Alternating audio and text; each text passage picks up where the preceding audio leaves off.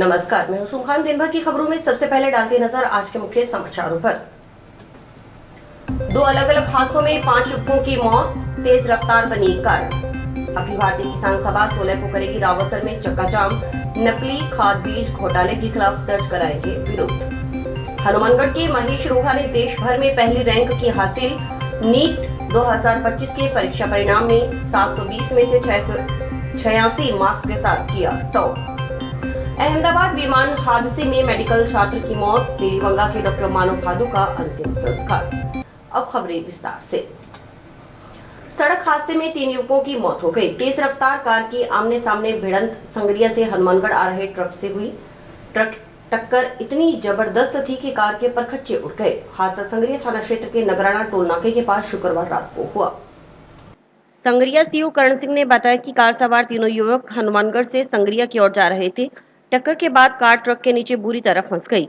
हादसे की आवाज सुनकर आसपास के लोग मौके पर पहुंचे और पुलिस को सूचना दी। सूचना मिलने पर पुलिस मौके पर पहुंची और स्थानीय लोगों की मदद से कड़ी मशक्कत के बाद कार में फंसे तीनों युवकों को बाहर निकाला और संगरिया अस्पताल पहुंचाया, जहां जांच के बाद डॉक्टरों ने तीनों को मृत घोषित कर दिया। सीओ करण सिंह ने बताया कि तीनों की पहचान पुनित निवासी फरसेवाला जिला श्रीगंगानगर, कृष्ण निवासी पदमपुर गंगानगर और दयाराम निवासी उत्तर प्रदेश के रूप में हुई है। तीनों ठेके पर सेल्समैन थे और ठेके को बंद कर संगरिया की ओर जा रहे थे। हादसे के बाद ट्रक ड्राइवर मौके से फरार हो गया। सीओ करण सिंह ने बताया कि हादसे के कारणों की जांच की जा रही है। प्रथम दृष्टया तेज रफ्तार और संभवतः लापरवाही को हादसे का मुख्य कारण माना जा रहा है। हनुमानगढ़ जिले के रावतसर क्षेत्र में शनिवार दोपहर एक दर्दनाक सड़क हादसा हो गया। हनुमानगढ़ रोड पर शराब ठेके के पास तेज रफ्तार से आ रही बाइक सड़क किनारे खड़ी ट्रैक्टर ट्रॉली में जा घुसी। हादसे में बाइक सवार 2 युवकों की मौके पर ही मौत हो गई, जबकि तीसरा युवक गंभीर रूप से घायल हो गया। गंभीर घायल को प्राथमिक उपचार के बाद हायर सेंटर रेफर कर दिया गया। हादसे में जान गंवाने वाले दोनों युवक रावतसर के वार्ड 31 के निवासी थे। प्रत्यक्षदर्शियों के अनुसार तीनों युवक पास की लखोवाली नहर पर नहाने गए थे। लौटते समय बाइक की रफ्तार बहुत तेज थी और सड़क पर खड़ी ट्रॉली नजर नहीं आई। बाइक अनियंत्रित होकर ट्रॉली के पीछे से टकरा गई। टक्कर इतनी जबरदस्त थी कि दोनों युवकों की मौके पर ही मौत हो गई। विधायक गणेश राज बंसल के प्रयासों से टाउन में राधा स्वामी डेरा जीएसएस में नया पावर ट्रांसफार्मर स्थापित किया गया है। इससे राधा स्वामी डेरा जीएसएस से जुड़े क्षेत्र Nai Abadi, Suryanagar, Ambedkar colony, Dudhwal colony, Parik colony, Ganga Vihar, Green City और इंदिरा कॉलोनी क्षेत्र के विद्युत उपभोक्ताओं को भीषण गर्मी में राहत मिलेगी। नए पावर ट्रांसफार्मर की स्थापना गर्मी के मौसम में कम अधिक वोल्टेज की समस्या से जूझ रहे विद्युत उपभोक्ताओं को राहत देने के उद्देश्य से की गई। नए पावर ट्रांसफार्मर की स्थापना पर निवर्तमान वार्ड पार्षदों ने शनिवार को विधायक गणेश राज बंसल का आभार व्यक्त करते हुए उनका अभिनंदन किया। निवर्तमान पार्षद सुनील ढाका और भूपेंद्र नेहरा ने कहा कि विधायक ने स्थानीय जनता की समस्या को समझते हुए इस कदम को उठाया है। इससे अब गर्मी की मौसम में बिजली की आपूर्ति में सुधार होगा। उन्होंने कहा कि गर्मी के मौसम में बिजली की खपत अधिक होती है, इसके चलते यह ट्रांसफार्मर क्षेत्र की जनता के लिए अत्यंत महत्वपूर्ण साबित होगा। विधायक गणेश राज बंसल ने कहा कि गर्मी के दौरान बिजली की भारी खपत के कारण आमजन को परेशानियों का सामना करना पड़ रहा था। विद्युत उपभोक्ताओं की ओर से समस्या से अवगत करवाए जाने पर निगम अधिकारियों से चर्चा कर इस समस्या के समाधान के लिए नया ट्रांसफार्मर लगवाया गया है। अब इस क्षेत्र में विद्युत उपभोक्ताओं को बिजली कटौती जैसी समस्या का सामना नहीं करना पड़ेगा और उन्हें गर्मी में राहत मिलेगी। हमारे सभी पार्षदगण जो निवर्तमान हैं उनके द्वारा धन्यवाद पारित किए गए। मैं सभी पार्षदों का बहुत बहुत धन्यवाद करता हूं और विशेष रूप से अधिशासी अभियंता गढ़वाल जी का व अधीक्षण अभियंता श्री चारण साहब का, सेवानिवृत्त अधीक्षण अभियंता श्री रजीराम जी सारण जी का बहुत बहुत धन्यवाद करता हूँ कि उन्होंने हमारी मांग के अनुसार ये ट्रांसफार्मर लगवाया। किस तरह का प्रयास किया था सर इसमें आपने? हमने तो उनके ऊपर दबाव दिया और एमडी साहब से भी हमने इसके लिए बात की। एमडी साहब ने हमारी बात को मानते हुए इसमें स्वीकृति दी और ट्रांसफार्मर स्थापित हो चुका है। तो अभी 2 दिन पहले बीजेपी कार्यकर्ताओं ने वहाँ पे उद्घाटन किया है और राम प्रताप का धन्यवाद दे रहे हैं कि उन्होंने प्रयास किया था इसके ट्रांसफार्मर को लेकर। अब जो डॉक्टर राम प्रताप के और उनके जो कार्यकर्ता हैं वो थोथा चना बाजे गना की तर्ज पर पत्थर लगा रहे हैं, गाँव में जा के खाड़ों के उद्घाटन कर रहे हैं, क्योंकि उनको पूर्व में मंत्री पद पर रहते हुए आदत थी उद्घाटन करने की, तो वो अपनी आदत के अनुसार अपनी आदत पूरी कर रहे हैं। आज तो सर हौसला अफजाई के लिए हम सब लोग यहाँ आए हैं। भी हमारे एमएलए साहब को भगवान जो स्वस्थ रखें, हौसला उनका बनाए रखें और उनका धन्यवाद प्रेषित किया है कि हमारी हनुमानगढ़ की जनता को और ज़्यादा से ज़्यादा लाभ दिया जा सके। लालच में है साहब, इनका हौसला बढ़ाएंगे तो हमें कुछ ना कुछ मिलेगा। 20 दिन पहले तो वो ट्रांसफार्मर यहाँ आ गया था, 31 मई को तो वो मिले हैं और ट्रांसफार्मर उससे 20 दिन पहले यहाँ आ चुका था। तो ये क्रेडिट लेने की होड़ चल रही है। जनता जानती है हनुमानगढ़ की कौन काम करवाता है और उन्होंने अपना निर्णय भी दे दिया विधानसभा के अंदर। नकली खाद बीज घोटाले को लेकर अखिल भारतीय किसान सभा की ओर से 16 जून सोमवार को रावसर में चक्का जाम करने का ऐलान किया गया है। इस संबंध में शनिवार को किसान सभा की जिला कमेटी की ओर से जिला मुख्यालय स्थित सर्किट हाउस में आयोजित प्रेस वार्ता में नकली खाद बीज घोटाले को लेकर सरकार व प्रशासन पर कई सवाल खड़े किए गए। किसान सभा के जिलाध्यक्ष व पूर्व विधायक बलवान पूनिया ने कहा कि प्रदेश के किसान इन दिनों नकली खाद बीजों के कारण गंभीर संकट में हैं। इससे न केवल फसलों को नुकसान पहुंच रहा है बल्कि किसान आर्थिक रूप से भी बर्बाद हो रहे हैं। उन्होंने आरोप लगाया कि राज्य सरकार की लापरवाही और अधिकारियों की मिलीभगत के चलते यह पूरा घोटाला सामने आया है। पूनिया ने सवाल उठाया कि इफ्को के नकली बैग आखिरकार चोरों के पास कैसे पहुंचे। यह मामूली चोरी नहीं बल्कि एक योजनाबद्ध घोटाला है जो बिना किसी सरकारी संरक्षण के संभव नहीं। पूनिया ने कहा कि कृषि मंत्री खुद सरकार से नाराज हैं और अपने मंत्री पद से इस्तीफा देकर किसान नेता बनना चाहते हैं, लेकिन सरकार उनके इस्तीफे को स्वीकार नहीं कर रही। यदि सरकार वास्तव में कृषि मंत्री और किसानों के साथ होती तो कृषि मंत्री की इतनी बड़ी कार्रवाई के बावजूद अब तक किसी पर भी मुकदमा दर्ज क्यों नहीं हुआ, कोई गिरफ्तारी भी नहीं हुई। पूनिया ने आरोप लगाया कि सरकार की शह के बिना इतना बड़ा फर्जीवाड़ा संभव नहीं है। नकली खाद और बीज की बिक्री से सीधे किसानों को नुकसान हो रहा है और अब तक सरकार ने इस दिशा में कोई ठोस कदम नहीं उठाया। उन्होंने कहा कि अखिल भारतीय किसान सभा इस मुद्दे को लेकर पूरे प्रदेश में जागरूकता और संघर्ष अभियान चला रही है। अब 16 जून को रावसर में चक्का जाम कर राज्य सरकार और प्रशासन को चेतावनी दी जाएगी। छापा मारा राजन विशाल ने, उसकी खबर तक नहीं मिली। मंत्री के कहने से बताओ आज तक एक भी इंस्पेक्टर भी सस्पेंड नहीं। रावसर में सरेआम खाद भरी गई, यहाँ के किसी अधिकारी के खिलाफ कार्रवाई नहीं करोगे आप? अरे किसी को तो लायबिलिटी दोगे यार भाई। उस बंदे के खिलाफ जिसको पकड़ा उसके खिलाफ एफआईआर दर्ज होगी। आपने हमारी लड़ाई यही तो है, नहीं तो एफआईआर होगी, ठीक है जी, हम फीट थपथपा लीजिए, एफआईआर होगी, एफआईआर बंदा पकड़ा गया। नहीं भाई, इफ्को के खिलाफ और कृषि विभाग के खिलाफ भी तो करो, उनको भी तो लायबिलिटी होगी। इतना बड़ा सिस्टम सिर्फ वीसी करने के लिए थोड़ी है, इतना बड़ा सिस्टम सिर्फ वीसी करने के लिए नहीं है। मुझे जो मंडियों से समाचार मिल रहे हैं, दुकानों से समाचार मिल रहे हैं, मैं किसी आदमी का नाम नहीं लेना चाहूंगा, पर बहुत सारे बीज गंगानगर से के निर्मित बीज हैं, वो एक बार उन्होंने पैकेट वापस मंगा लिया। ऐसी क्या प्रॉब्लम है जो पैकेट वापस मंगाई? अभी तो बुआई का टाइम है, कल बादल हो गए थे, बरसात हो जाती तो बुआई होती, थोड़े दिन पहले बरसात हुई तो हमारे तो पूरे इलाके में बुआई हुई है। तो ये जो सारा झोल है, इस झोल को ठीक करने की हमारी एक कवायद है, इसको लेकर के हम लड़ रहे हैं और बड़ी मजबूती के साथ हम चाहते हैं कि सरकार किसानों को बढ़िया खाद, बीज, पेस्टिसाइड उपलब्ध करवाने में मदद करे। महत्वपूर्ण बात यह है कि 10 मई को रावसर में डीएपी भरते हुए लोगों को पकड़ा सुडा कॉलोनी में, और वो डीएपी के जो बैग मिले वो बैग थे इफ्को के। जब इस कार्रवाई पर रंगे हाथ उनको पकड़ा गया, उसके बाद हाथों हाथ किसान लोग इकट्ठे हुए। उसके 4.5-5 घंटे बाद कृषि विभाग के अधिकारी पहुंचे और पुलिस पहुंची। 5.5 घंटे के बाद जब कंट्रोल रूम फोन करा गया, मौके पर जो कट्टे बरामद हुए, खाली बैग बरामद हुए, भरे हुए बैग बरामद हुए, 2 आदमियों को वहां से पकड़ा गया। उसके बाद हमारे 3 प्रदर्शन हुए, 2 प्रदर्शन हुए, एक दिन हम आके गए थे, दूसरे 2 हमारी मीटिंगें हुई है। तीनों बार हम प्रशासन से मिले और प्रशासन से ये मांग करी भी इफ्को के बैग को किसी ने इस्तेमाल कर लिया तो इफ्को उस पर कार्रवाई कराए। नंबर 2 बात, कॉपीराइट एक्ट में इफ्को मुकदमा दर्ज कराए। नंबर 3 बात, अगर इफ्को मुकदमा दर्ज नहीं करवाती तो प्रशासन की ये जिम्मेदारी, इफ्को के बैग आखिर में उस आदमी को दे किसने? नेशनल टेस्टिंग एजेंसी ने मेडिकल कॉलेज में एडमिशन के लिए आयोजित देश की सबसे बड़ी मेडिकल परीक्षा नीट 2025 का परीक्षा परिणाम शनिवार को जारी किया। इसमें राजस्थान के हनुमानगढ़ जिले के महेश रोघा ने पहली रैंक हासिल करते हुए पूरे जिले का नाम देश भर में रोशन किया है। उन्हें 720 में से 686 मार्क्स मिले हैं।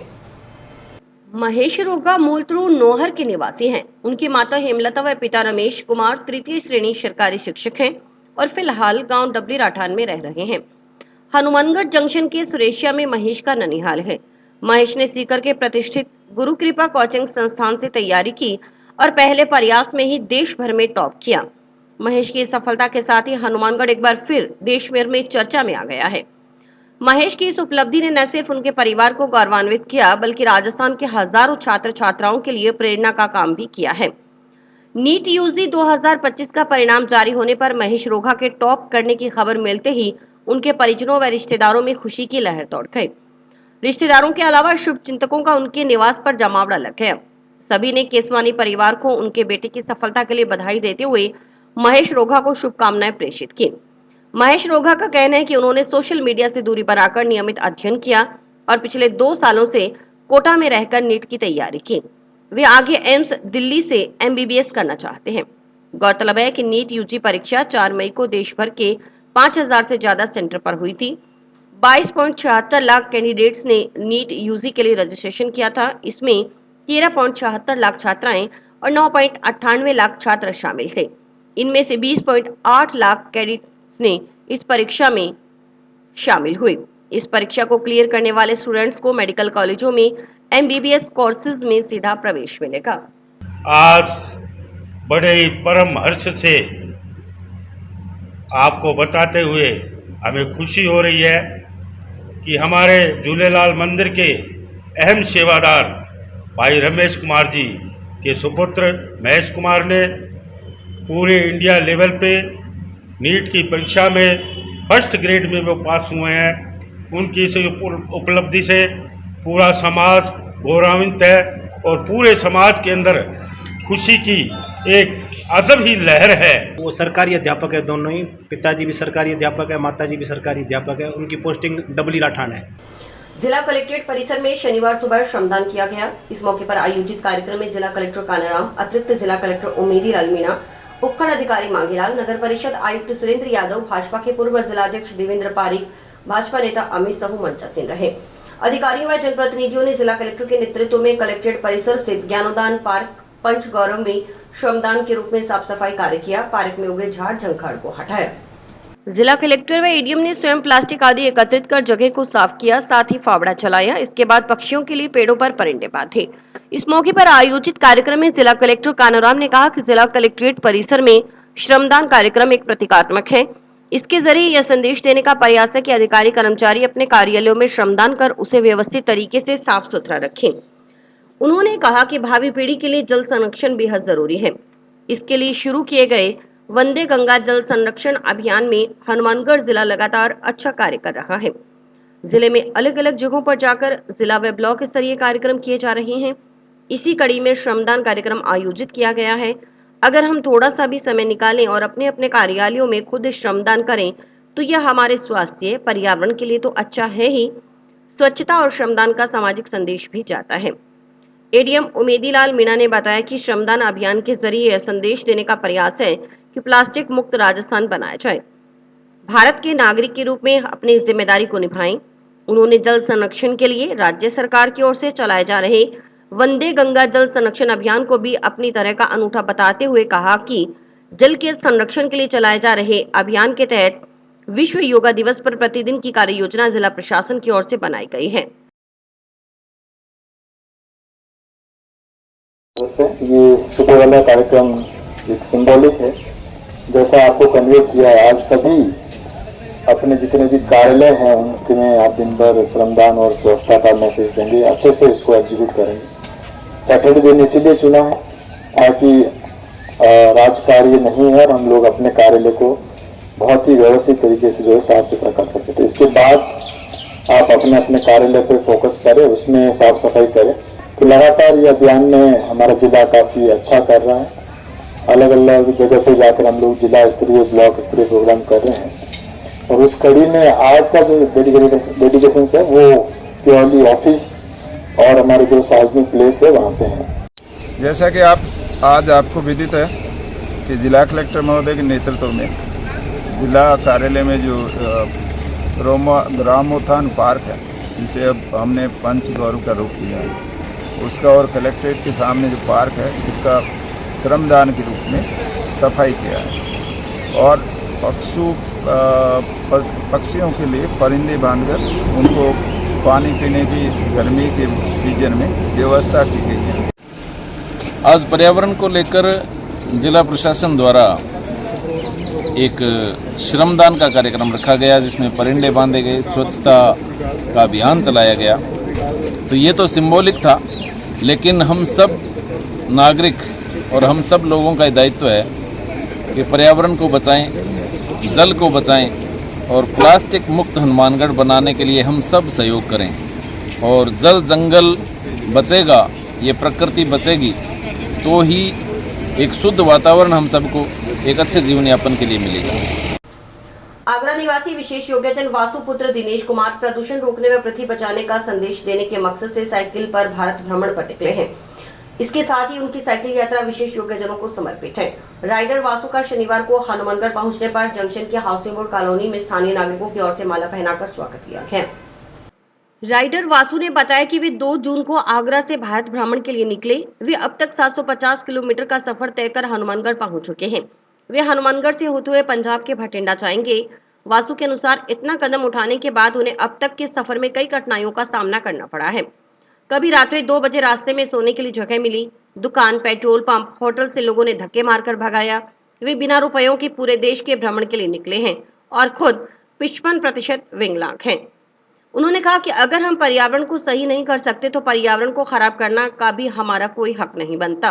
वे पर्यावरण को बचाने के साथ अपने जैसे विकलांग लोगों को प्रेरित करने के मकसद से यह यात्रा पर निकले हैं। वासु ने बताया कि भटिंडा के बाद वे हिमाचल प्रदेश और वहां से केदारनाथ जाएंगे।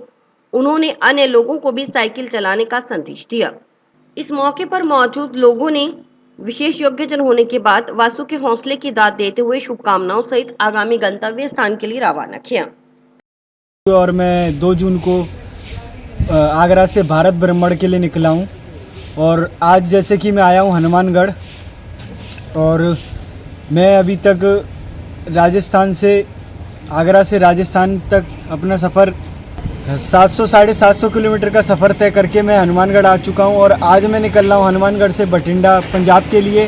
और मैंने इस सफ़र में काफ़ी कुछ चीज़ों का सामना किया। जब इतना बड़ा कदम उठाया है तो काफ़ी चीज़ों का सामना करना पड़ेगा। और जैसे कि आप देख सकते हो मैं 55% हैंडीकैप हूँ और मेरा जो टैग है वो स्टॉप पॉल्यूशन सेफ अर्थ है। जब हम पर्यावरण को सही नहीं कर सकते तो हमारा पर्यावरण को खराब करने की कोई भी हैसियत नहीं है। और दूसरा मेरा टैग है कि मैं अपने जैसे डिसेबल लोगों को, हैंडीकैप लोगों को मोटिवेट करने के लिए ये यात्रा निकाला हूँ। ये यात्रा उन लोगों के लिए है जो मेरे जैसे डिसेबल लोग हैं और हैंडीकैप लोग हैं। ये बहुत अच्छा लगा भी वासु भाई डायरेक्ट आगरा से मेरे से पहले संपर्क किया था इन्होंने और आगरा से चल के हनुमानगढ़ आए हैं और इन्होंने बोला था कि हनुमानगढ़ से मैं जो अपनी मेन यात्रा वो स्टार्ट करूँगा। तो बहुत अच्छा लगता है और इनका जो मोटिव है, सबसे बढ़िया इनका मोटिव है जो अपना लिए है ये स्टॉप पॉल्यूशन सेवर, यानी अगर अपने पर्यावरण को सुधार नहीं सकते तो खराब करने का कोई अधिकार नहीं है, पर्यावरण खुद को रिकवर करता है। विश्व रक्तदान दिवस के मौके पर शनिवार को टाउन में यूथ वीरांगनाओं की ओर से रक्त जांच शिविर का आयोजन किया गया। यह शिविर शीला माता मंदिर के पास स्थित महावीर जैन कॉलेज परिसर में आयोजित किया गया। समाज सेवी सुमन चावला के सहयोग से लगाए गए शिविर में 90 महिलाओं ने हिस्सा लेकर अपने स्वास्थ्य की जांच करवाई।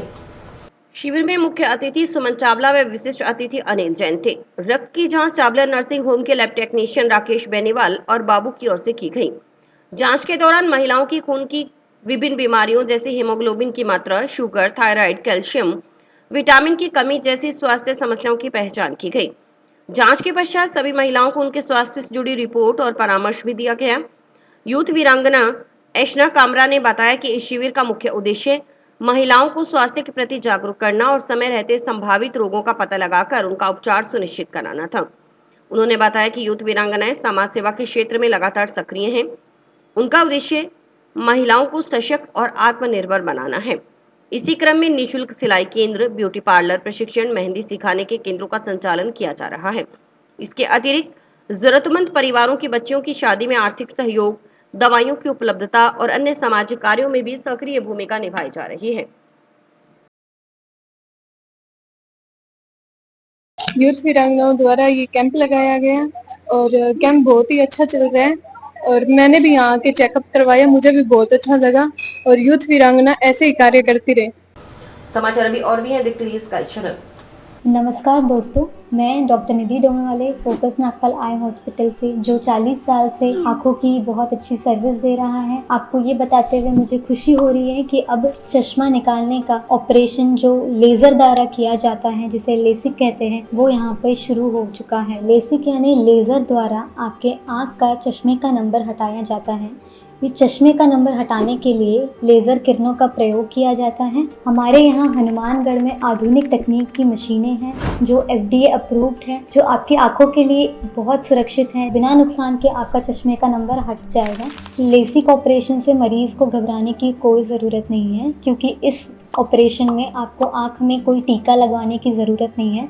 हम आँख को एक ड्रॉप यानी एक दवाई के द्वारा सून करेंगे, उसके बाद आपका ऑपरेशन होगा, जो कि 10 से 15 मिनट में हो जाएगा। चलो आए, लेसिक ऑपरेशन के द्वारा अपनी नई ज़िंदगी की शुरुआत करें और चश्मा से मुक्त हो जाए। गुजरात के अहमदाबाद में हाल ही में हुए एयर इंडिया विमान हादसे में पीलीभंगा वार्ड 22 दुलमाना निवासी डॉक्टर मानव भादु पुत्र दिलीप भादु का दुखद निधन हो गया। डॉक्टर मानव, जो अपने पिता के इकलौते पुत्र थे, अहमदाबाद के बीजे मेडिकल कॉलेज में MBBS के छात्र थे।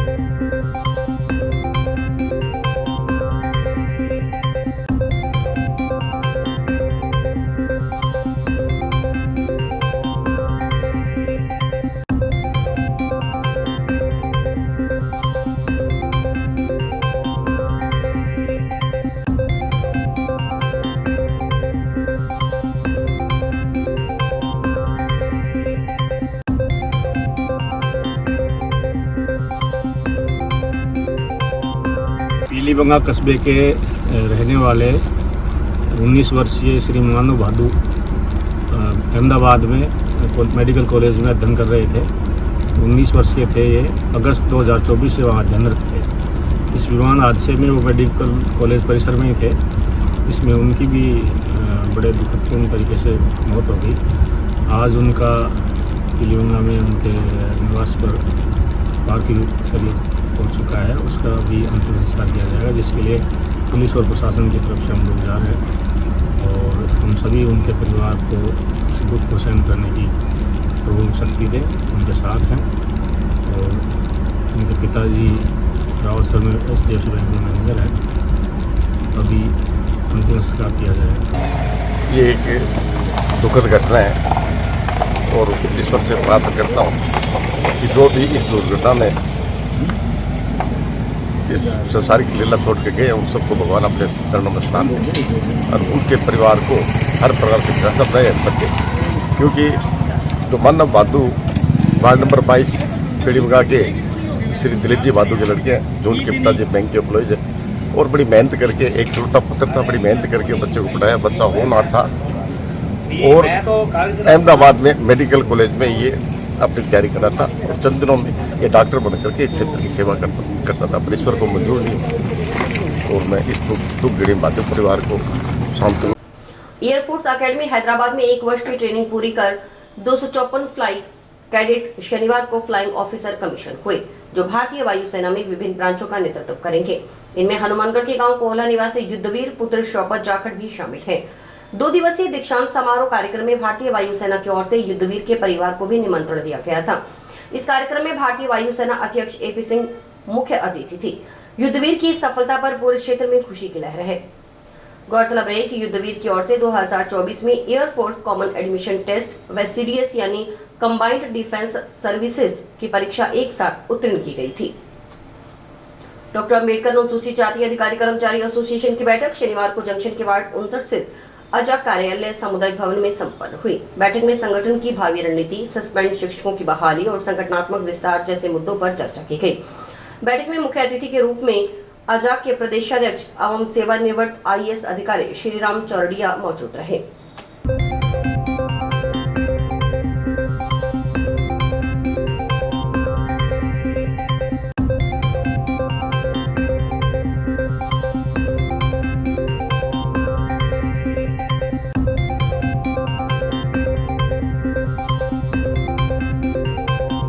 फील्ड स्तर पर पहुँचती हैं, पर जब समस्याएं आती हैं तो उनके समाधान के लिए हम आगे पीछे सरकार से संपर्क करते हैं, सक्षम अधिकारियों से संपर्क करते हैं और समस्याएं दूर भी होती हैं। अभी शिक्षा विभाग ने 541 वाइस प्रिंसिपल्स को प्रमोशन से रख दिया था, तो हमने सरकार से संपर्क किया। 541 के प्रमोशन अभी हाल में किए गए प्रिंसिपल के और 817 आदमियों के और अडिशनल प्रमोशन दिए गए हैं। इसी तरह समस्याएँ काफ़ी हैं। ओवरसीज स्कॉलरशिप डॉक्टर विवेकानंद के नाम से हैं, उसमें रिजर्वेशन नहीं है, तो हम सरकार से संपर्क में हैं और अभी शिक्षा विभाग एग्री हुआ है, सहमत हुआ है कि इसमें रिजर्वेशन दे दिया जाएगा। तो अभी जल्दी ही शायद इसमें कुछ रास्ता निकलेगा। काउंसलिंग के मैटर में हम शिक्षा विभाग से संपर्क कर रहे हैं। काउंसलिंग में मेरिट के अकॉर्डिंग काउंसलिंग करते हैं। उसमें SC ST समाज के जो कर्मचारी होते हैं वो सब रिमोट एरियाज में जाते हैं, डिस्ट्रिक्ट बोर्ड एरियाज में जाते हैं और उन एरियाज में ट्रांसफ़र के लिए प्रतिबंधक। हमारे यहाँ पावरफुल लॉबी नहीं है ट्रांसफ़र करवाने वाली, पॉलिटिकल लॉबी इतनी पावरफुल नहीं है कि उनका ट्रांसफ़र यहाँ करवा ले। वो बेचारे वहीं मकान बना करके अपने घर समाज से, अपने परिवार से दूर रह करके डिस्ट्रिक्ट बोर्ड एरियाज में 20-20 साल से नौकरी कर रहे हैं, वहीं बस गए, अपना मूल जो स्थान था उसको भूल गए। तो हम ये प्रयास कर रहे हैं कि काउंसलिंग इससे मेरिट के बजाय रोस्टर बिंदु के हिसाब से किया जाए तो सब उचित प्रतिनिधित्व सभी वर्गों को उचित प्रतिनिधित्व मिल जाएगा और किसी को कोई। और इसी के साथ समाचार समाप्त हुए। रोजाना दिख 3 समाचार। नमस्कार।